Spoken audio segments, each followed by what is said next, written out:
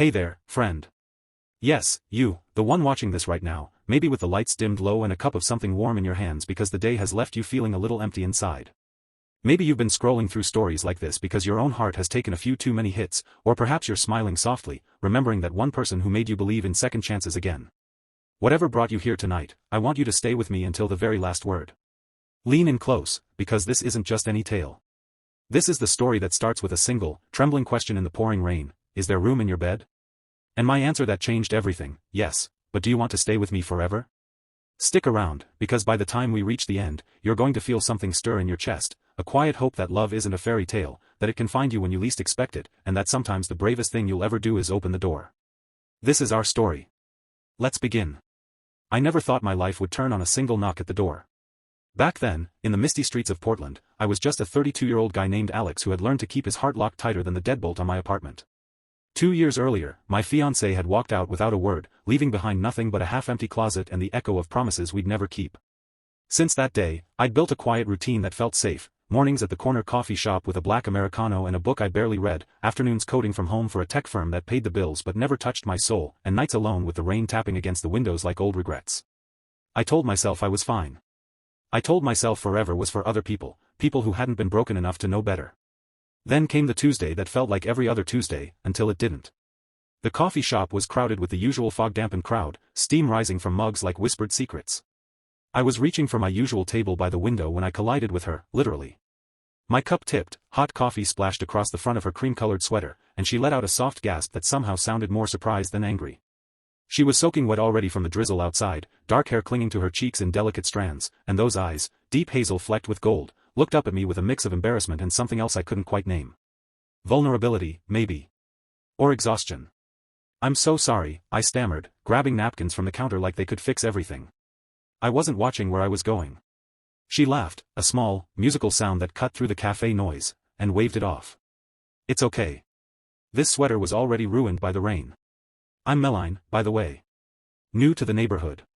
Still learning how not to drown in this city. Meline." The name felt like it belonged in a storybook, soft and strong at the same time. She worked at the little indie bookstore 2 blocks away, she told me as we sat at my table sharing a fresh coffee I insisted on buying. She'd moved from Savannah 3 weeks earlier because her father's health had taken a turn and she needed to be closer to family while still keeping some distance for her own sanity. "He's got this stubborn heart condition," she said quietly, stirring her latte. "Doctors say it's manageable if he rests, but he's never been good at resting. Neither am I, honestly." Her smile was brave, but I saw the shadows behind it, the kind of shadows I recognized from my own mirror.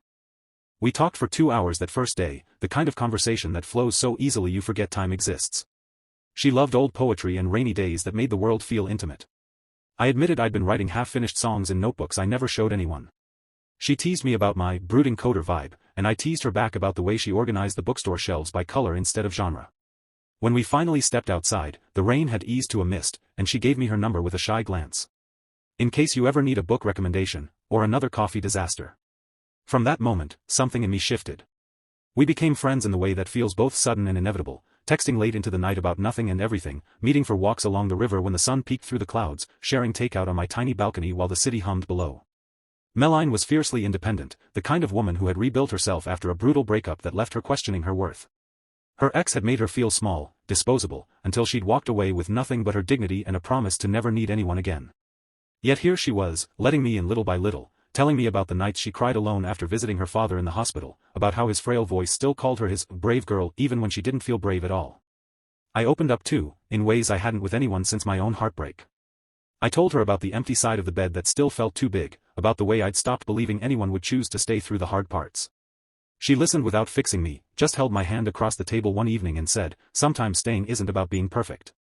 It's about showing up anyway." Her touch was warm, grounding, and for the first time in years, the loneliness in my chest felt a little less heavy. But love, real love, doesn't arrive without storms.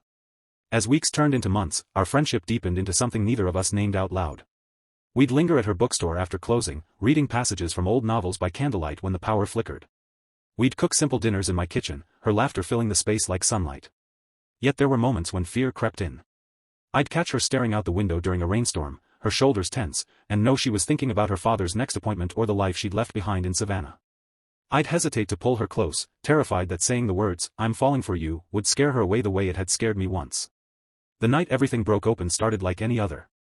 Thunder rolled across Portland like distant warnings. I was alone in my apartment, scrolling through old photos I should have deleted, when the knock came, soft at first, then urgent. I opened the door to find Meline standing there, drenched from head to toe, her coat clinging like a second skin, mascara tracing faint rivers down her cheeks. Her eyes were wide, raw, and she shivered not just from the cold but from something deeper.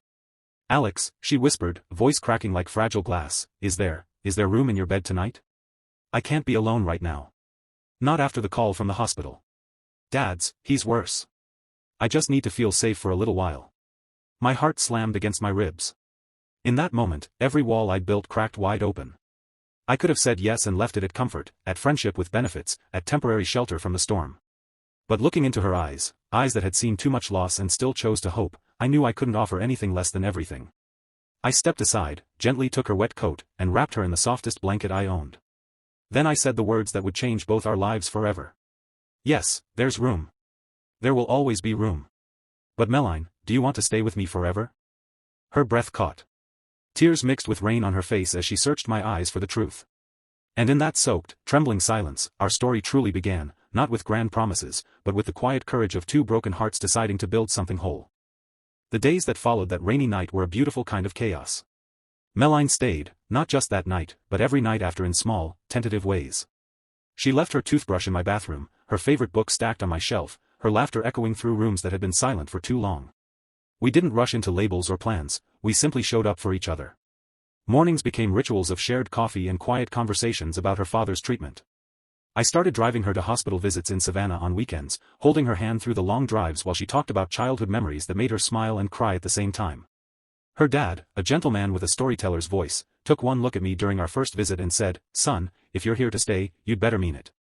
My girl deserves a forever kind of love." I nodded, throat tight, because I already knew I did. But forever isn't handed to you on a silver platter. Life tested us in ways that made that first knock feel like child's play. 3 months in, her father's condition worsened dramatically. Doctors in Savannah recommended experimental treatment that meant Meline might have to move back south indefinitely to care for him. The night she told me, we sat on the edge of the bed, the same bed where it all started, and she cried in my arms. "I don't want to leave you, Alex. But he's my dad. I can't lose him without trying everything." I felt the old fear clawing back, the fear of abandonment, of empty spaces where love used to be. For one stupid, terrified moment, I pulled away emotionally. I said something I regret to this day, maybe this is the universe telling us forever was always too much to ask. The fight that followed was raw and real. Meline stood there in the dim lamplight, eyes flashing with hurt and fire. "You think I'm running? After everything I've shared with you? I asked for room in your bed because I was drowning, and you offered me forever. Now you're the one pulling back." Her voice broke, but she didn't yell, she just looked at me with the kind of pain that cuts deeper than anger. "I've spent my life proving I don't need anyone. But with you, I chose to need you. And now you're scared?" I had no defense. That night, after she left for her own apartment for the first time in weeks, I sat alone in the dark and faced every ghost I'd been hiding from. My ex's departure. My mother leaving when I was 10. All the times love had felt like a door slamming shut. But Meline wasn't them. She was the woman who organized books by color just to make the world brighter, who held my hand through my panic attacks without a word, who whispered poetry to me at 2 a.m. when the rain reminded her of home. The next morning, I drove to Savannah unannounced. I found her at her father's bedside, reading him one of those old novels we both loved. When she saw me, her eyes widened in shock. I knelt beside her chair, took her hands, and said the words I should have said weeks earlier. "I was wrong. Forever isn't about never being scared. It's about choosing to stay even when I am. I'm here, for the hospital runs, for the hard nights, for the days when you need space and the nights when you need me closer. I'm not going anywhere, Meline. Not unless you ask me to." Her father watched us with a knowing smile as tears streamed down her face. She pulled me into the tightest hug, whispering against my shoulder, "I never wanted to leave. I just needed to know you'd fight for us too." From that moment, we rebuilt stronger.